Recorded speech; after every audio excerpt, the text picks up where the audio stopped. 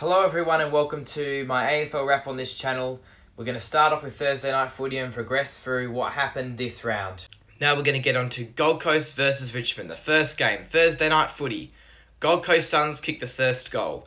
In the first quarter it was teams kicking goals to get the lead back until Gold Coast scored an extra goal, making it 20-13. Richmond dominated the second quarter until Gold Coast scored 2 goals in the last few minutes of the quarter. The third quarter kept the game close and both sides were in it. Gold Coast 62, Richmond 53 at the third quarter time as the intensity of the game increased. In the fourth quarter, Richmond got ahead in the last 10 minutes, but Gold Coast got the lead back and the Ben King goal got the next goal for Gold Coast after that. Ben King led Gold Coast with 4 goals and Gold Coast won the match by 10 points. Essendon strongly dominated the first quarter. Jake Stringer, one of the highlights for the quarter for Essendon. Geelong played catch-up in the second quarter and did very well. They got high intensity and snuck in lots of goals with skill and determination of the wet footy. Geelong with a strong lead at halftime of 24 points.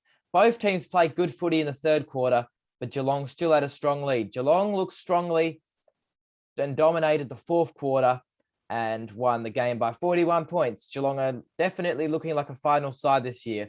Although it finished quite one-sided, it was a good game because of the intensity of the football. On to Saturday footy and Melbourne v Giants.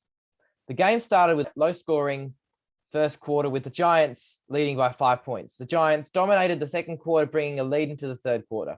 The third quarter, both teams played at the same level, but Giants still ahead into three-quarter time. Melbourne tried to catch up and got close, but not quite winning. The Giants won the match by 9 points. Adelaide v Brisbane, a relatively level first quarter with Brisbane leading by 7 points. Teams in the second quarter didn't take many marks in the inside 50, but still kicked goals. Adelaide applied a lot of pressure in the third quarter, but Brisbane could still manage to keep an 18-point lead into three-quarter time. Brisbane performed brilliantly in the fourth quarter and destroyed the tired Adelaide side, with Brisbane winning by 52 points. On to Saturday night footy with Carlton v Freo to start off with, and Carlton dominated the first quarter and led at quarter time by 22 points. Carlton maintained a strong lead through the second quarter. Freo only kicked 4 goals in the entire first half. In the third quarter, Freo kicked goals and were caught up on Carlton.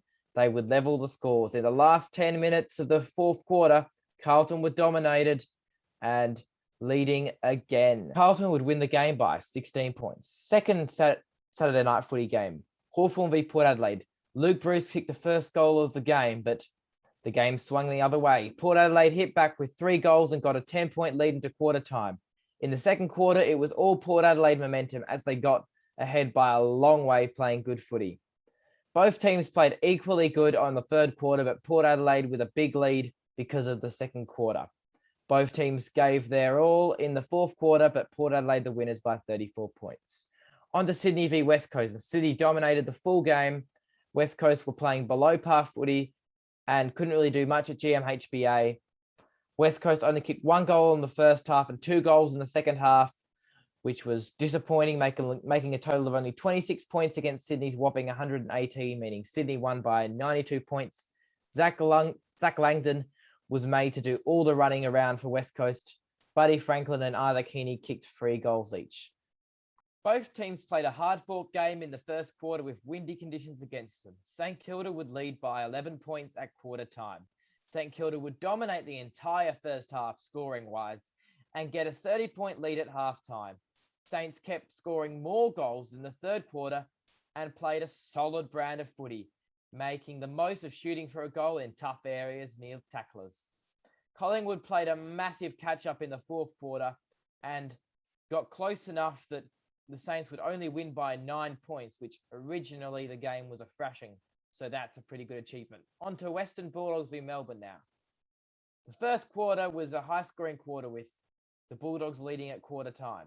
The second quarter was all about who could move across the oval and kick a goal.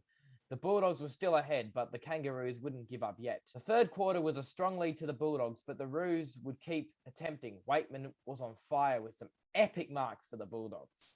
The fourth quarter, the Bulldogs stayed long ahead and won the game by 29 points and put themselves right on top of the AFL ladder. So that's your AFL updates for this week. Thank you so much for watching. Don't forget to like and subscribe and share your thoughts in the comments down below. I hope you liked it. Did a bit of footy on this channel. I'd like to hear who you think's going to win the AFL Premiership. See you in the next video. Bye for now.